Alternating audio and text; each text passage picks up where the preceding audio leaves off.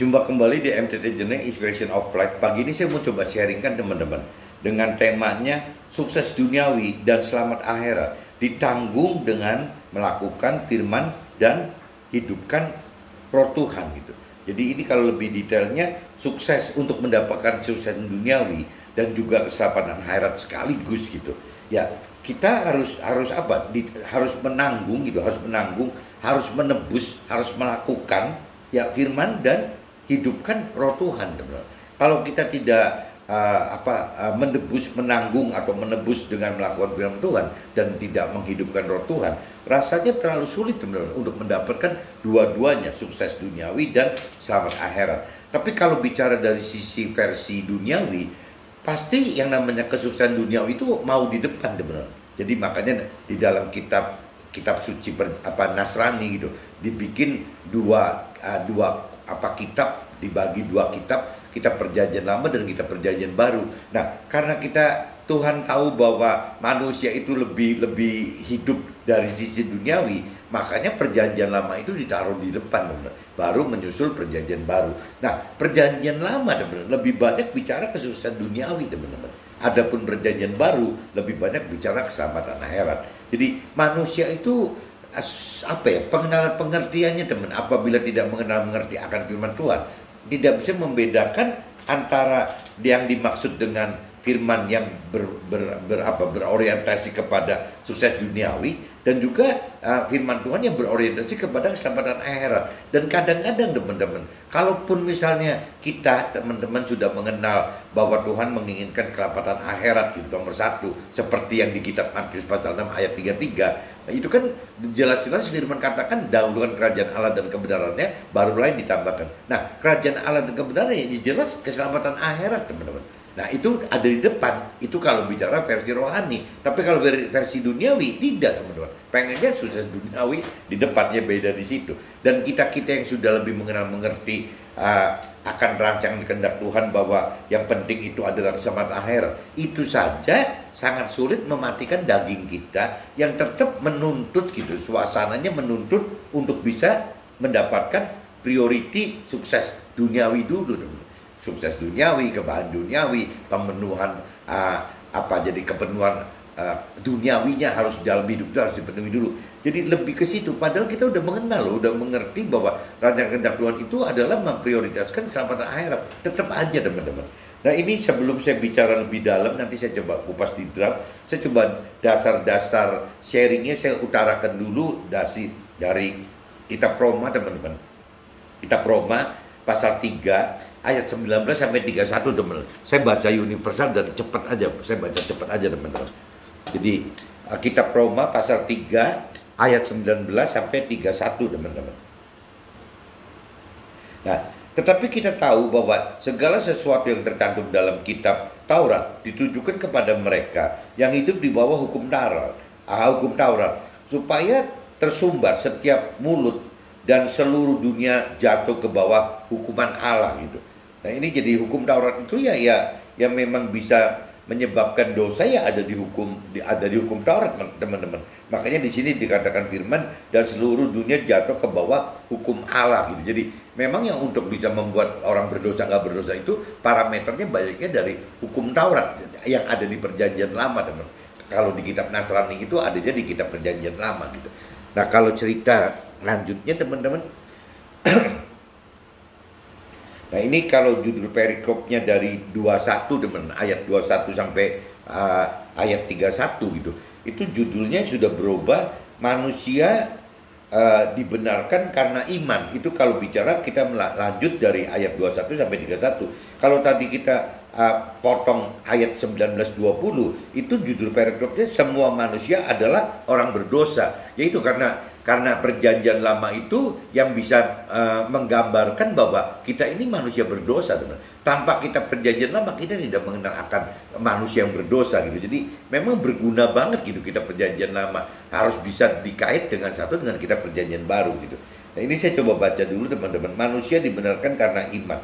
Tapi sekarang tanpa hukum Taurat, kebenaran Allah telah dinyatakan seperti yang disaksikan dalam kitab Taurat dan kitab-kitab para nabi, yaitu kebenaran Allah karena iman dalam firman Tuhan bagi semua orang yang percaya, sebab tidak ada perbedaan.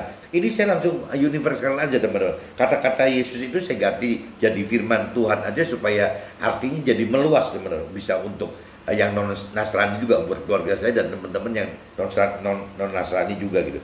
Saya ulang, yang itu kebenaran Allah karena iman dalam firman Tuhan bagi semua orang yang percaya, sebab tidak ada perbedaan. Karena semua orang telah berbuat dosa dan telah kehilangan kemuliaan Allah. Ini kalau cerita kita masuk ke dalam kitab Perjanjian Lama akan begitu teman-teman. Nah kalau kita bicara masuk ke kitab Perjanjian Baru, ya itu berarti penembusan itu. Jadi ya banyaknya bicara bagaimana sudah orientasi berpikirnya udah beda teman-teman. Dan oleh kasih karunia telah dibenarkan dengan cuma-cuma karena penebusan dalam firman Tuhan tadi gitu. Firman Tuhan telah ditentukan Allah menjadi jalan perdamaian karena iman dalam darahnya. Hal ini dibuatnya untuk menunjukkan keadilannya karena ia telah membiarkan dosa-dosa yang telah terjadi dahulu pada masa kesabarannya.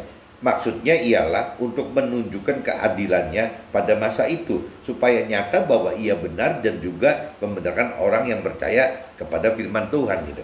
Jika demikian, apakah dasarnya untuk bermegah? Ya tidak ada. Berdasarkan apa? Berdasarkan perbuatan? Tidak, melainkan berdasarkan iman gitu.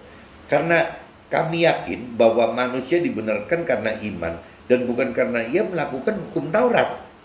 Atau adakah Allah hanya Allah orang Yahudi saja? Bukankah ia juga adalah Allah bangsa-bangsa lain? Ya benar, ia juga adalah Allah bangsa-bangsa lain.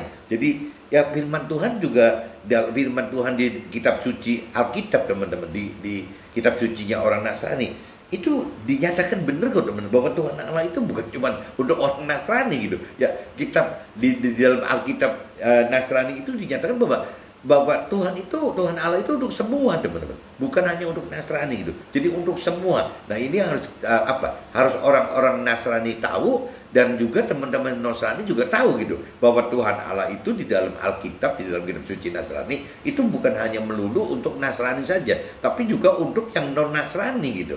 Ya seperti teman keluarga dan teman-teman saya yang di Muslim, atau keluarga dan teman-teman saya yang di agama-agama lain yang bukan Muslim dan bukan Nasrani gitu. Itu untuk semua, Tuhan Allah itu untuk semua gitu. Nah artinya kalau ada satu Allah yang akan membenarkan baik orang bersunat karena iman, ya, maupun orang yang tak bersunat juga karena iman gitu. Ya, jika demikian, adakah kami membatalkan hukum Taurat karena iman gitu? Ya, sama sekali tidak. Sebaliknya kami meneguhkannya. Jadi di sini benar-benar Tuhan tegaskan, firman Tuhan tegaskan bahwa ya sampai diumpamakannya orang bersunat tidak bersunat. Ya kalau di Muslim kan umumnya memang harus bersunat. Kalau di Nasrani sebenarnya secara rohani tidak ada perintah Tuhan memerintahkan untuk harus disunat. Adapun orang Nasrani yang disunat karena dengan pola pikir secara medis mau bersih teman-teman, supaya bisa lebih bersih gitu. Cuma itu saja, tapi tidak ada keharusan gitu. Beda dengan di Muslim gitu. Nah firman Tuhan katakan begitu gitu. Jadi artinya kalau ada satu Allah yang akan membenarkan baik orang bersunat karena iman, maupun orang-orang tak bersunat juga karena iman. Jika demikian adalah kami membatalkan hukum Taurat karena iman gitu. Sama sekali tidak, sebaliknya kami meneguhkannya. Jadi hukum Taurat di kitab Perjanjian Lama itu tidak dihapuskan teman-teman. Tetap jadi, malah di sini dikatakan bukan dibatalkan tapi malah diteguhkan. Ada juga firman Tuhan yang katakan disempurnakan gitu. Jadi kitab Perjanjian Baru itu firmannya itu meneguhkan dan menyempurnakan kitab Perjanjian Lama teman-teman. Firman Tuhan di kitab Perjanjian Lama. Nah ini saya sudah baca di kitab Roma teman-teman, pasal 3 ayat 19-31. Nah saya langsung masuk aja di kitab Matius teman-teman, supaya bisa langsung nanti cepat masuk ke draft gitu. Di kitab Matius pasal 16 teman-teman, ayatnya 21 sampai 28. Kitab Matius 16 ayatnya 21 sampai 28 teman-teman. Ayatnya 21 sampai 28. Ini hampir satu perikop teman-teman. Oh ini malah satu perikop kok, satu perikop. Nah judul perikopnya teman-teman, pemberitahuan pertama tentang ya Yesus gitu, penderitaan Yesus dan syarat-syarat ya mengikuti Yesus gitu. Itu judul perikopnya itu, teman-teman. Jadi ini nanti ujung-ujungnya pasti bagaimana melakukan firman Tuhan nggak gampang gitu, teman-teman. Nah, ini saya coba bacakan, teman-teman, sebentar. Coba saya Sejak waktu itu Yesus mulai menyatakan kepada murid-muridnya bahwa ia harus pergi ke Yerusalem dan menanggung banyak penderitaan dari pihak tua-tua, imam-imam kepala dan ahli-ahli Taurat, lalu dibunuh dan dibangkitkan pada hari ketiga.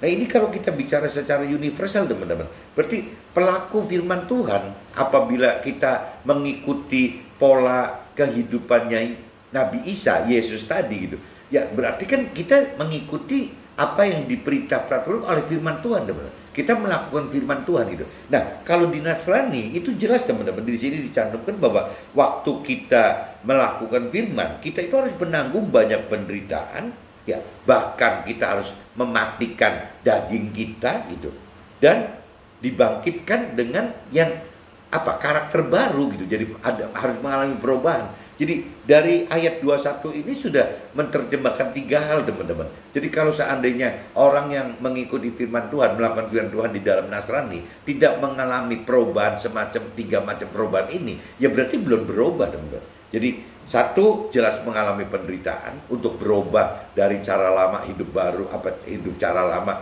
ke dalam hidup cara baru itu. Satu, harus mengalami penderitaan. Kedua, ya harus berani mematikan nafsu-nafsu daging kita. Nah, ketiga itu ya dibangkitkan dengan pola-pola hidup baru gitu. Ya bagaimana yang sering di-sharingkan, bermetamorfosa dari mulai gambarannya jadi ulat, jadi kepompong, dan jadi ke kupu-kupu gitu. Nah, dimana kalau ulat ya berarti kan kalau gampangnya gitu, ulat itu masih makannya daun, teman-teman. Kehidupan ulat itu ya hidup dengan makan daun gitu. Yang namanya kepompong itu berarti bagaimana dia berdiam diri untuk ya mengenal, mengerti akan firman Tuhan, ya bagaimana untuk sampai mendapatkan pengertian lebih dalam itu, mampu mendapat pengertian dalam, dan sampai berani untuk setat melakukan. Nah, cerita menjadi kupu-kupu berarti sudah dalam kondisi kita berani melakukan firman Tuhan. Nah, waktu berani melakukan firman Tuhan gitu, yang dikerjakan oleh kupu-kupu itu adalah makanannya bukan daun lagi, teman-teman, tapi bunga. Ya, dia mencari sari madu dari bunga-bunga gitu. Nah, ini udah kelihatan banget, teman-teman. Jadi yang di sini dikatakan sekali lagi gitu, ya pelaku firman Tuhan itu tidak aneh kalau satu mendapatkan penderitaan, kedua harus mematikan nafsu-nafsu daging duniawinya, ketiga ya harus bangkit dengan kehidupan baru gitu, yang mengalami proses metamorfosa dari ulat yang lama, gaya hidup yang lama, menjadi kepompong, berarti bagaimana berdiam diri untuk mengenal, mengerti firman Tuhan. Dan yang ketiganya melakukan firman Tuhan, melakukan firman Tuhan dalam bentuk kupu-kupu. Nah, bedanya yang jelas, yang manusia lama kita itu seperti ulat, makanya daun gitu. Manusia baru kita, ya berarti makanannya sudah sari madu dari bunga-bunga. Nah, itu yang teman-teman harus camkan, ada 3 itu, teman-teman. Tetapi Petrus menarik Yesus ke samping dan menegur dia. Katanya, Tuhan, kiranya Allah menjauhkan hal itu. Hal itu sekali-kali tak akan menimpa engkau gitu. Jadi, tetapi Petrus menarik Yesus ke samping dan menegur, katanya, kiranya Allah menjauhkan hal itu. Hal itu sekali-kali tak akan menimpa Yesus, maksudnya gitu. Nah, ini kan maksudnya si Petrus kan baik, teman-teman, secara pola pikir rasio gitu. Ya, waduh, ini kalau dibiarkan, ya si Nabi Isa ini, Yesus ini akan menderita, ya akan mati gitu, mati gitu, dan ya mati dan dibangkitkan nanti. Tapi kan Petrus tidak mau si Nabi Isa atau Yesus ini mati gitu. Nah, makanya dia bilang kiranya Allah menjauhkan hal itu sekali-kali tak akan menimpa Yesus, Nabi Isa itu. Maka Nabi Isa atau Yesus itu berpaling dan berkata kepada Petrus, malah marah gitu. Nabi Isa atau Yesusnya marah, nyala iblis, engkau batu sandungan bagiku, sebab engkau bukan memikirkan apa yang dipikirkan Allah, melainkan apa yang dipikirkan manusia. Jadi Yesus, Nabi Isa ini malah marah kepada Petrus gitu. Ya karena kalau sampai Yesus tidak mengalami penderitaan, tidak mengalami kematian, mati, wafat gitu ya, tidak bangkit, ya tidak akan bangkit gitu. Pada hari ketiga tidak akan bangkit. Nah, kalau sampai apa yang Petrus ingini terjadi dalam kehidupan Nabi Isa atau Yesus tersebut gitu. Nah itu yang Yesus marah kepada Petrus gitu, ya seperti itu. Meskipun secara pribadi Yesus gitu sebagai manusia teman-teman, dia ngerasa nggak gampang gitu ya untuk menghadapi hal ini, mati di kayu salib itu gitu, wafat di kayu salib itu nggak gampang teman. Tetap gitu, tetap berat, tapi tetap karena imannya Nabi Isa atau Yesus tersebut, ya tetap dia mengendaki agar apa yang Tuhan Allah sudah rancangkan ya biarlah terjadi gitu, terjadi dalam kehidupannya dia gitu. Kita juga harus belajar seperti itu teman-teman. Lalu Yesus berkata kepada murid-muridnya, setiap orang yang mau mengikut aku, jadi setiap orang yang mau mengikut firman Tuhan, ia harus menyangkal dirinya, memikul salibnya dan mengikut ya firman Tuhan gitu, mengikuti firman Tuhan. Jadi Yesus katakan gitu. Ini balik lagi kalau versi rohani Nasrani kan begitu. Ya siapa yang mau melakukan firman Tuhan ya harus seperti itu gitu. Harus memang berani mengikuti jejaknya Nabi Isa atau Yesus itu ya dengan melakukan firman, dengan harus menyangkal diri dan harus memikul salib. Ya itu sampai mati di kayu salib itu teman-teman. Jadi untuk secara Nasrani ya contohnya bisa nggak kita melakukan firman ya sampai dengan konsekuensi seperti Nabi Isa atau Yesus alami gitu. Tapi kalau untuk non Nasrani ya sama dengan bagaimana caranya teman-teman yang non Nasrani, baik teman keluarga dan teman-teman yang Muslim atau yang agama lain yang melakukan firmannya masing-masing aja teman-teman. Ya bagaimana ya kita kalau bagi Muslim gitu harus berani melakukan firman Tuhan yang seperti Al-Quran cantumkan, ya seperti contohnya Nabi Muhammad gitu, gampangnya gitu. Nah untuk yang Konfusius gitu, yang Konghucu sama aja gitu, yang mungkin harus mengikuti firman Tuhan yang ada di Konfusius itu, di Konghucu itu ya, dan mengikuti seperti yang Nabi Konghucu lakukan. Begitupun dengan agama lain teman-teman. Jadi itu parameternya perantara kita kepada Tuhan Allah kan ada nabi-nabi itu di masing-masing agama kita gitu. Ya kita harus ikutin itu, jadi ngikutin firman Tuhannya dan juga mengikuti cara-cara nabi gitu. Nabi yang kita percaya sebagai perantara kita terhadap Tuhan, Tuhan terhadap kita teman-teman. Jadi seperti itu. Karena barang siapa menyelamatkan nyawanya, ia akan kehilangan nyawanya. Terlebih barang siapa kehilangan nyawanya karena Tuhan gitu, ia akan memperolehnya. Apa gunanya seorang memperoleh seluruh dunia tetapi kehilangan nyawanya? Dan apakah yang dapat diberikannya sebagai ganti nyawanya gitu? Nah kalau di prinsip rohani begitu teman, karena sifatnya duniawi itu sementara gitu, 70, 80, 120 tahun. Ya maksudnya Tuhan Allah, ya ngapain sih kita belain itu gitu? Ya cuman gara-gara kita belain hal duniawi, malah kita tidak bisa melakukan firman gitu. Waktu kita tidak bisa melakukan firman Tuhan ya, berarti konsekuensinya bisa masuk di akhirat itu, bisa masuk ke dalam neraka. Nah masuk neraka itu maksudnya ya kehilangan nyawa teman-teman. Tuhan cuma ingetin begitu saja gitu. Sebab anak manusia akan datang dalam kemuliaan Tuhan Allah diiringi malaikat-malaikatnya pada waktu ia akan membalas setiap orang menurut perbuatannya. Aku berkata kepadamu, sesungguhnya di antara orang hadir di sini ada yang tidak akan mati sebelum mereka melihat anak manusia datang sebagai raja dalam kerajaannya. Ini kalau ada firman lain katakan ini terjadi di ayat 328 ini terjadi kalau Tuhan Allah menghendaki gitu. Kalau Tuhan Allah menghendaki ya udah kita percaya saja gitu. Ya bahwa ada saja orang tidak akan mati sebelum mereka melihat firman Tuhan itu menjadi kenyataan gitu. Ya seperti yang Tuhan rancang kehendaki itu teman-teman. Nah ini saya sudah bacakan teman-teman di kitab Roma pasal 3 ayat 19:31 dan kitab Matius pasal 16 ayat 218. Nah saya langsung masuk ke draft aja teman-teman. Siapa tahu dengan penjelasan di draft jadi lebih nyata gitu, seperti yang dialami nanti teman-teman juga gitu. Pengenalan akan firman menghasilkan firman yang bersifat logos atau firman yang tertulis dan baku, tertulis dan baku sebagai hukum, yang hanya sebagai hukum, terkesan sangat kaku gitu, aturannya gitu, sangat kaku aturan tanpa apa ya, terkesan ada kasih karunia yang dari Tuhan gitu. Jadi apa ya, jadi kalau bicara di firman yang berbentuk logos itu aturannya kayak baku sekali teman-teman. Ya kayak hukum sekali gitu. Jadi ya tangan ganti tangan, gigi ganti tangan, gigi gitu. Jadi tidak ada unsur kasih karunia dari Tuhan itu.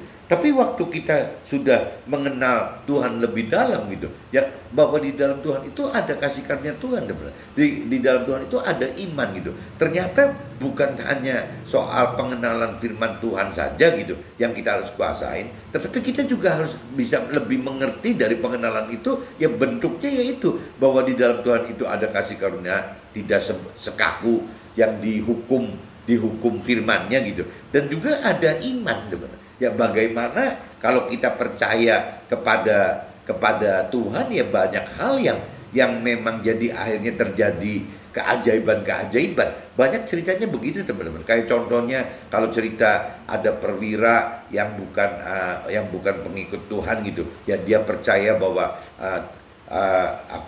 firman Tuhan atau Tuhan bisa menyembuhkan dengan ada jarak gitu.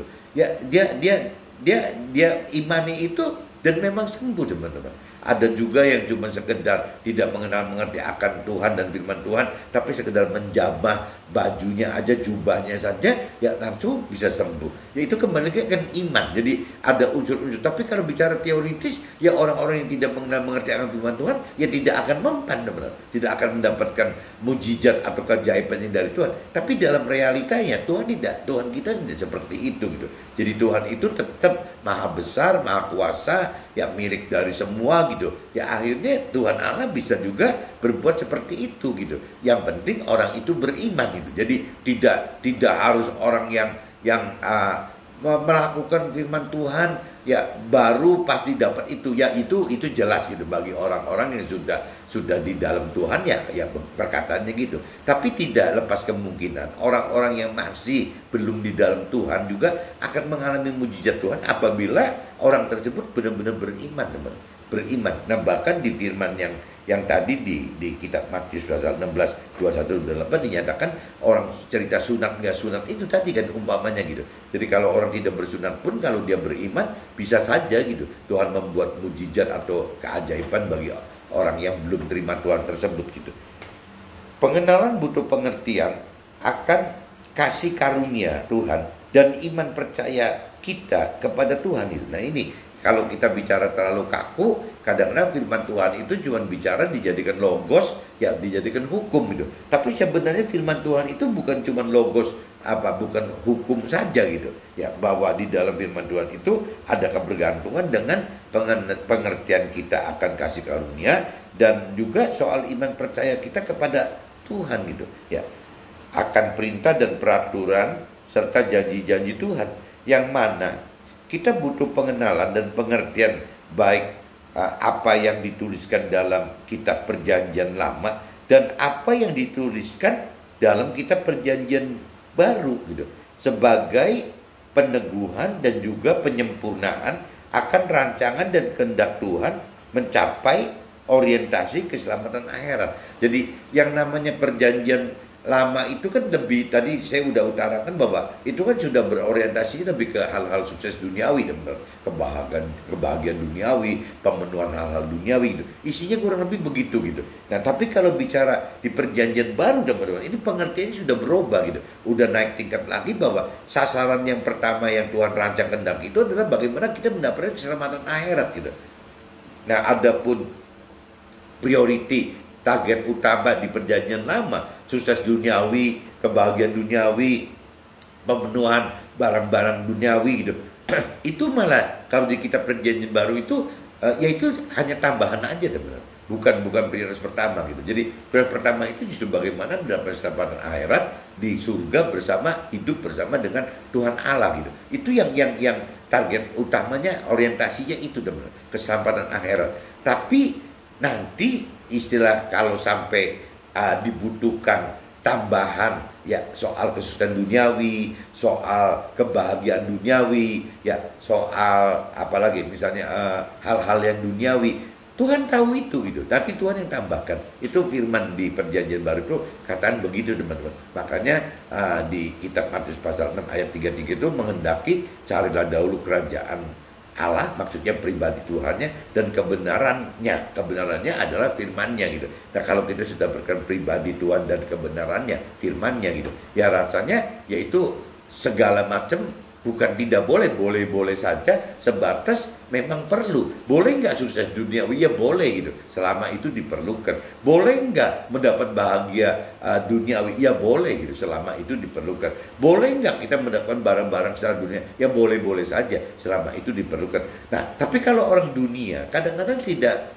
parameternya bukan diperlukan teman-teman, diinginkan gitu. Jadi akhirnya timbulnya rakus teman-teman. Rakus akhirnya apa aja mau, sampai lupa bahwa ada perintah peraturan Tuhan bahwa hidup di dunia ini adalah fana dan sementara sekali, dan hanya sekejap dalam ukuran waktu 70, 80 atau 120 tahun gitu. Nah, Tuhan, firman Tuhan selalu ingatkan bahwa kita akan menghadapi hal-hal yang lebih bersifat kekal gitu nanti di alam akhirat itu. Nah, kekal itu kan tidak bisa diperbandingkan dengan fana dan sementara gitu.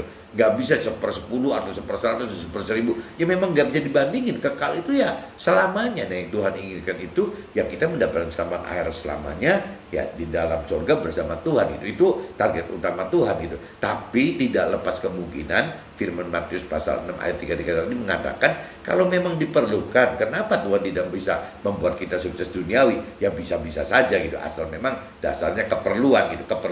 Keperluan siapa? Ya keperluan Tuhan gitu. Ya bisa nggak Tuhan penuhin misalnya kebahagiaan duniawi? Ya bisa-bisa aja gitu ya, Tuhan penuhin. Ya bisa sebagai contoh kali. Ya waktu Tuhan pakai kita sebagai alat Tuhan, sebagai contoh buat orang duniawi bahwa tuh kalau ikut Tuhan bisa aja gitu. Kenapa nggak bisa? Ya untuk menjadi orang yang sukses duniawi. Kenapa nggak bisa jadi orang yang bahagia duniawi? Kenapa tidak bisa mendapatkan hal-hal duniawi? Ya itu bisa aja Tuhan jadikan seperti itu. Tapi kan jangan sampai kita yang mendapatkan itu yang terjebak seperti orang duniawi tadi teman-teman. Kan jadi kacau gitu. Target Tuhannya bukan itu kok. Nah, kita perjanjian lama lebih berorientasi akan kesuksesan dan kebahagiaan di dunia. Karena ini dibutuhkan untuk awal sebelum alami kedewasaan rohani. Adapun kita perjanjian baru berorientasi kepada keselamatan dan hidup bersama Tuhan di akhirat nanti. Nah ini saya cuma bikin notes gitu teman-teman bahwa kenapa sih gitu ya perjanjian lama didasari dengan sukses duniawi dan bahagia duniawi dulu. Karena kita belum dewasa rohani teman-teman. Jadi Tuhan tahu itu ya biasa gitu waktu bayi bayi kanak-kanak rohani ya dikasih hal-hal yang sifatnya duniawi jadi tertarik. Tapi begitu nanti sudah mulai mengerti lebih dalam akan firman Tuhan, ya Tuhan akan ajak bahwa ya diberi kesadaran, diberi kedewasaan rohani bahwa ya yang ditarget itu bukan hal-hal seperti yang bayi rohani inginkan atau anak-anak rohani inginkan, tapi ya kita harus mulai belajar berubah menjadi lebih dewasa rohani dengan cara ya menjadi remaja rohani dan meningkat menjadi dewasa rohani. Tuhan seperti itu teman-teman. Jadi Tuhan itu tidak mengingkari pentingnya perjanjian lama teman-teman. Ya kalau perjanjian lama tidak ada, mungkin orang banyak yang susah gitu. Ya karena mereka masih bayi dan kanak-kanak rohani gitu. Untuk transisi menjadi remaja dan dewasa rohani itu nggak bisa kalau tidak ada kita perjanjian lama. Nah itu gunanya kita perjanjian lama di situ teman-teman. Tapi jangan sampai kita seumur hidup sampai expire date-nya kita nyampe gitu 70, 80 atau 120 tahun kita stuck gitu. Kita berhenti di menjadi bayi rohani dan anak-anak rohani. Nah, itu kan konyol sekali teman-teman. Ya mestinya kan setelah kita ngecam gitu bahwa ada priority dari Tuhan untuk bayi rohani atau anak rohani. Setelah kita tahu bahwa Tuhan, ya kita harus mengerti firman Tuhan lebih dalam lagi. Ya sehingga kita mau dari anak-anak rohani nyebrang gitu, berubah, bermetamorfosa dari mulai menjadi bayi dan kanak-kanak rohani menjadi remaja rohani dan menjadi ya itu gitu. Ya menjadi dewasa rohani itu teman-teman. Tuayan janji-janji Tuhan butuh pengenalan akan firman Tuhan sebagai logos untuk dapatkan pengertian dasar dan diteguhkan atau disempurnakannya dengan pengertian firman dan pertimbangan kasih karunia serta iman gitu. Dan juga roh Tuhan menjadi firman yang hidup sebagai rema gitu. Jadi kalau bicara kita sudah lebih dalam mengerti firman Tuhan teman-teman, yang namanya firman Tuhan itu jadi bisa jadi dua persepsi teman-teman. persepsi pertama istilahnya ya firman Tuhan itu kaku sekali berupa hukum gitu. Tapi persepsi pengertian kedua itu beda teman-teman. Bagaimana firman Tuhan itu setelah dipertimbangkan adanya kasih karunia Tuhan gitu, ya adanya iman gitu. Ini jadi akhirnya berubah teman-teman. Tidak sesaklek yang namanya kalau kita membaca firman Tuhan secara logos itu. Nah ini yang kita mesti perlukan ini teman. Nah untuk bisa menjadikan firman itu hidup, ya kita butuh yaitu ya satu, kita dasar sekali itu kita harus mau mengenal firman Tuhan. Kedua, kita harus mampu mengerti firman Tuhan teman. Waktu kita mampu mengerti firman Tuhan, kita tahu bahwa ada unsur roh Tuhan yang mesti dihidupkan di dalam roh kita gitu. Nah, waktu melakukan firman Tuhan juga sama teman-teman. Kalau sampai tidak menghidupkan roh Tuhan, tidak mungkin kita mampu mengerti, apalagi melakukan firman Tuhan itu. Nah, waktu kita sudah mengerti bahwa harus menghidupkan roh Tuhan untuk mampu mengerti firman Tuhan dan mampu melakukan firman Tuhan. Nah ini yang tadi gitu. Jadi akhirnya ada unsur-unsur lain yang misalnya pertimbangan kasih karunia Tuhan itu ternyata besar sekali, tidak sekaku seperti yang di perjanjian lama gitu. Begitupun soal iman. Iman itu mempengaruhi teman-teman, bisa mempengaruhi. Nah setelah kita hidupkan roh Tuhan, ya kita beriman, kita istilahnya roh Tuhannya sudah hidup, kita beriman, sudah lebih mengerti akan kasih karunia Tuhan, sudah mengenal hukum-hukum Tuhan, ya otomatis kita menjadi dewasa rohani teman-teman. Nah waktu kita menjadi dewasa rohani, firman itu jadi berubah, yang tadinya cuma sebatas logos, berubah menjadi rema. Rema adalah firman Tuhan yang digerakkan dari dorongan Tuhan itu kepada kita melalui roh Tuhan yang ada di dalam roh kita. Urutannya seperti itu teman-teman. Jadi kita ini akan merasa hidup benar-benar berasa firman Tuhan itu hidup apabila memang ya bukan cuma sekedar bagaimana kita memiliki kedalaman pengenalan akan firman Tuhan, bukan cukup hanya memiliki kedalaman pengertian mampu mengerti firman Tuhan, dan bukan cukup keberanian untuk melakukan firman Tuhan, tapi ya itu tadi teman-teman. Jadi bagaimana caranya kita bisa menghidupkan roh Tuhan ya sehingga kita tahu gitu sejatinya Tuhan itu seperti apa gitu ya. Yang jelas ya kalau kita sudah tahu sejatinya Tuhan seperti apa, ya Tuhan itu tidak sekaku gitu, semati ya firman yang berupa logos tadi.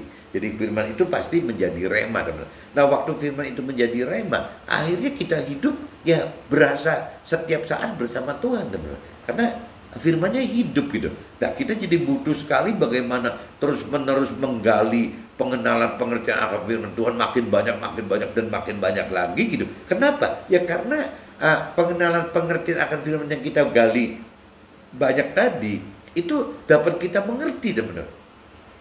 Karena kembali lagi, karena roh Tuhan yang beri pengertian. Jadi akhirnya apapun juga yang terjadi di dunia ini, dari mulai kita lahir sampai kita meninggal, sebenarnya dalam firman Tuhan gitu, dalam kitab suci kita sudah ada semua teman-teman. Sudah ada semua kok, dari mulai kita lahir sampai akhirnya kita meninggal dunia gitu. Dalam firman itu ada semua. Nah cuman kita kalau belum bisa menghidupkan roh Tuhan gitu, ya kita tidak mengerti teman-teman. Tidak mengerti bahwa firman Tuhan itu adalah buku peta perjalanan hidup, kebenaran hidup kita gitu. Sebenarnya itu. Nah ini yang mesti butuh. Ya pertama jelas kedalaman pengenalan akan firman Tuhan.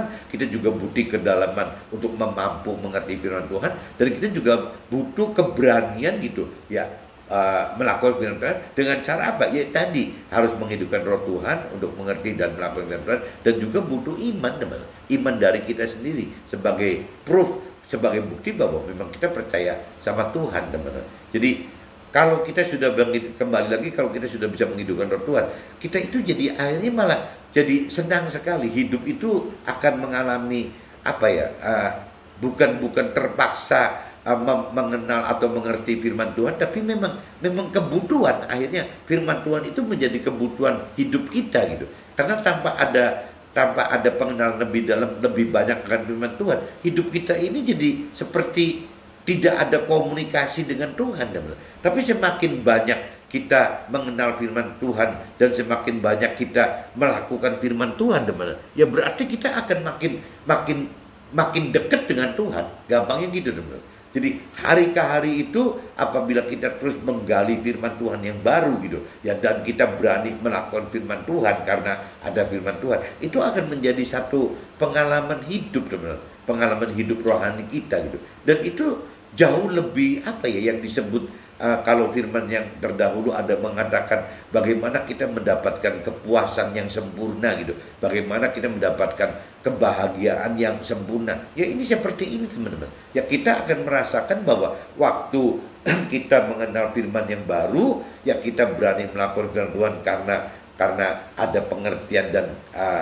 roh Tuhan yang mendorong kita berani melakukan firman Tuhan gitu. Nah akhirnya dari situ timbul satu hal yang tidak pernah teman-teman lain alami gitu ya, kalau tidak berjalan bersama Tuhan.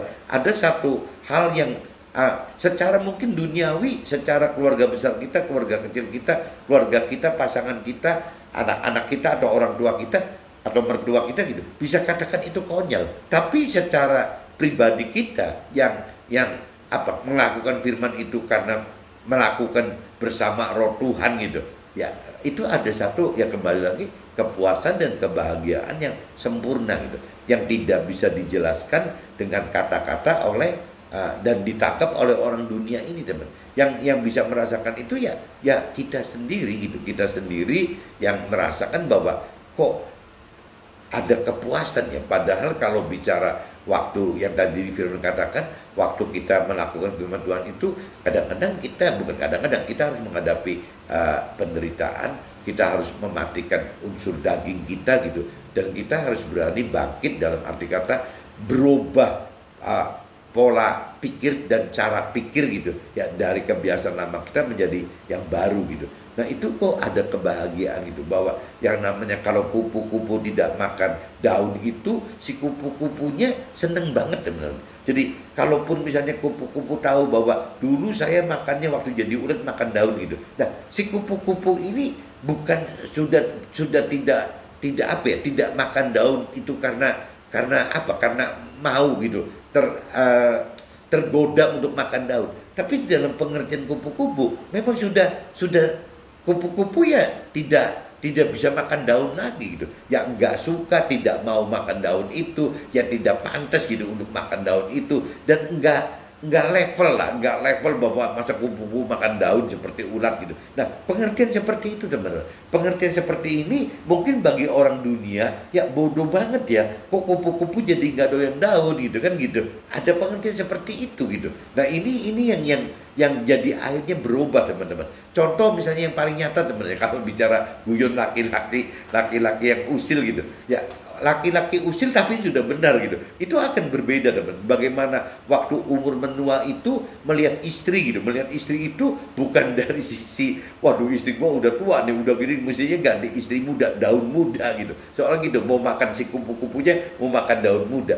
Tapi di pengertian kita yang tadi dikatakan ada hal yang kepuasan yang sempurna, kebahagiaan yang sempurna, kita malah bisa berpola pikir bukan kita ribut ke istri kita itu diperbandingkan dengan si daun muda gitu, bukan begitu ya. Kitanya malah bisa merasa kasihan kepada istri kita gitu ya, kasihan ke istri kita karena begitu sekian puluh tahun nemenin kita orang, meskipun galak, meskipun judes, meskipun nggak keruan gitu, tapi tetap setia gitu menemani kita. Dua, ya sebagai ibunya anak-anak kita kan gitu, itu kan tidak bisa dipungkiri, teman-teman. Ya ketiga, ternyata jangan-jangan dia yang paling setia gitu, sekian puluh tahun itu paling setia, meskipun tidak istilahnya yang the best gitu, tapi tetap. Nah pola-pola itu berubah, teman. Pola-pola pikir yang tadinya kalau duniawi itu kesel dengan istri itu, berpikirnya langsung cari daun muda saja, cari yang lebih cakep, yang lebih muda, yang lebih segala macam gitu. Tapi begitu kita sudah lebih mengerti akan firman Tuhan, kita roh Tuhan sudah hidup di dalam pengertian kita, roh Tuhan itu sudah hidup dalam keseharian hidup kita, itu polanya berubah, langsung berubah gitu. Ya bahwa makin sayang dan makin tidak bisa meninggalkan istri kita yang sudah menua itu gitu, tidak dengan mengkompensasi mencari daun muda gitu, tapi malah masuk ke dalam ya kasih gitu, teman-teman. Nah itu yang disebut mungkin bagi orang rohani disebutnya itu ada kepuasan yang sempurna dan kebahagiaan sempurna. Waktu kita berpikir seperti itu, ya kita bertindak seperti itu terhadap istri kita gitu. Nah, orang dunia akan mengatakan bahwa itu kok bodoh banget ya. Padahal uang sampai bejibun segitu banyak gitu. Kalau cerita pengen pengen dapat istri simpanan sih, pengen dapat 10 kali, 11-an kali, belasan simpanan gitu, atau pengen dapat puluhan simpanan, mudah-mudah aja gitu, karena sudah berjibun sekali gitu. Itu orang dunia yang masih duniawi akan dengan pola pikir seperti itu, teman-teman. Jadi tetap masih kepikir begitu gitu. Nah, ini yang Tuhan inginkan kan justru bagaimana caranya kita supaya bisa dengan pola pikir dan cara-cara hidup yang baru, teman-teman. Nah, ini tercantum ada di dalam kita perjanjian baru itu, teman-teman. Kita perjanjian baru itu larinya ke situ, ya lebih bicara keselamatan akhirat itu gitu. Bagaimana mencari kepuasan dan kebahagiaan yang sempurna secara rohani. Tapi kalau bicara perjanjian lama tidak, teman. Bagaimana mencari kesenangan duniawi, mencari kebahagiaan duniawi, mencari hal-hal yang duniawi ya di dunia ini gitu, teman. Yang dicari seperti itu gitu. Nah, ini bedanya. Akan semakin kita dewasa rohani akan semakin nyata, teman, akan semakin nyata. Nah, cuman kalau kita bicara lebih detailnya, teman-teman, kadang-kadang kalau kita mau belum benar-benar full dewasa rohani, biasanya kita akan menghadapi juga, teman-teman, meskipun pengertian kita sudah lebih dalam gitu, mengenal akan kebenaran firman Tuhan gitu, tapi tetap loh, teman-teman, secara daging kita kadang-kadang masih tetap mengharapkan yaitu priority duniawi tadi gitu, yang berupa kesusahan duniawi, kebahagiaan duniawi, pemenuhan nafsu-nafsu daging, ya pemenuhan hal-hal duniawi gitu. Itu tidak bisa dipungkiri, teman. Jadi kadang-kadang lucu sendiri seperti yang saya alami itu. Jadi pengertiannya sudah nyandak ke situ, sudah nyampe ke situ, ke istilahnya target prioritinya, istilahnya keselamatan akhirat dan hidup bersama Tuhan di surga gitu. Kita udah kenal itu, teman-teman. Tapi tetap secara daging kita sulit sekali, teman-teman, untuk mengiyah dan mengaminkan bahwa itu loh yang kita tahu gitu. Itu nggak mudah, teman. Itu nggak mudah. Tetap aja gitu. Di bawah alam sadar kadang-kadang kita melihat orang-orang lain masih kepikiran, iya ya orang ini kok bisa beli mobil gampang banget sih gitu, yang harganya ratusan juta, miliaran, belasan miliar gitu, mudah-mudah aja. Beli rumah yang sekian miliar, sekian belasan miliar, puluhan miliar gitu, mudah-mudah aja. Bikin ini itu, bikin villa, rumah yang ketiga, kelima, ke-10, kok gampang-gampang aja.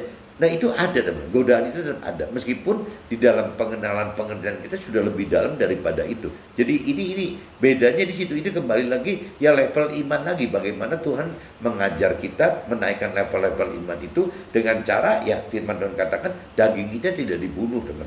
Jadi jangan aneh kalau kita masih dengan pola pikir seperti itu gitu. Karena memang firman Tuhan sengaja buat itu supaya kembali lagi level iman kita bisa meningkat gitu.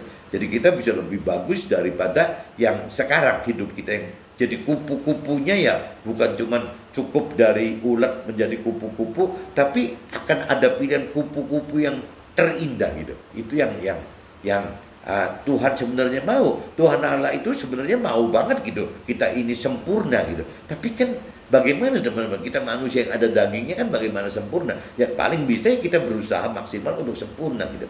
Dan nggak mungkin bisa sesempurna yang seperti Tuhan Allah inginkan gitu. Mungkin bisa maksimal mirip-mirip apa yang diperintah peraturan firman Tuhan aja sudah bagus gitu. Kalau orang Nasrani bilang ya bisa serupa Nabi Isa atau Yesus aja udah bagus gitu. Ya kalau kita bicara universal bisa serupa dengan perintah peraturan firman Tuhan di masing-masing agama kita saja sudah bagus sekali, teman-teman. Ya mudah-mudahan hari ini sharing ini bisa tertangkap, teman-teman. Jadi sukses duniawi dan selamat akhirat diperlukan itu ya harus ditebus, harus ditanggung gitu dengan ya kita berani melakukan firman dan hidupkan roh Tuhan di dalam kehidupan kita. Oke, teman-teman, see you, bye bye.